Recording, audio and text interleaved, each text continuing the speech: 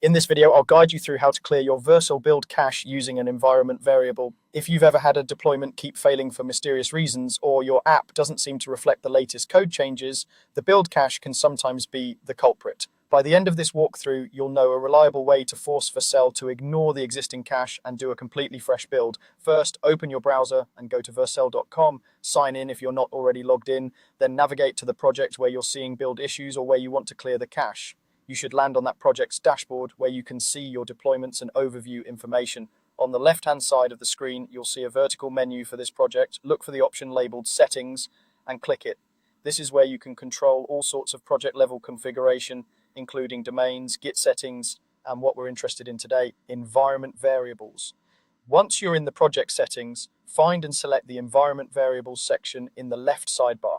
This page shows you a list of all the environment variables currently defined for your project, usually grouped by environment like production, preview, or development. We're going to add a special variable that tells Vercel to skip using its build cache.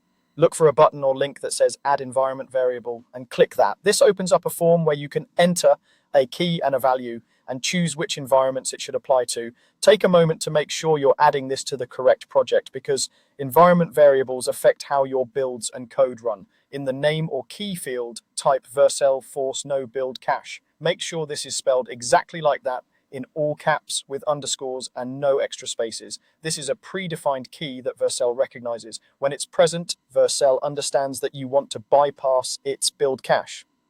Next, in the value field, enter 1. The specific value here doesn't carry special meaning beyond this is turned on, but using 1 is a common convention and works well. Think of it as flipping a switch. When this variable is set, Vercel will not reuse the previous build cache for upcoming deployments. Before you save, you can choose which environments this should apply to. For example, if you only want to force a fresh build in your production environment, make sure only that environment is selected. If you want every deployment, including previews, to skip the cache for a while, you can enable it for all environments. This choice depends on where you're seeing problems. When you're ready, click the Save button to add the environment variable. After saving, trigger a new deployment. You can do this by pushing a new commit to your connected repository or by using the redeploy options in the Vercel interface. That next build will run without using the previous cache, effectively clearing it and rebuilding everything from scratch. Once your issue is resolved and you no longer need to force fresh builds, it's a good idea to come back, remove this environment variable, or disable it. That way, Vercel can start using the build cache again and keep your future deployments fast and efficient. That's all you need to do to clear the Vercel build cache using an environment variable.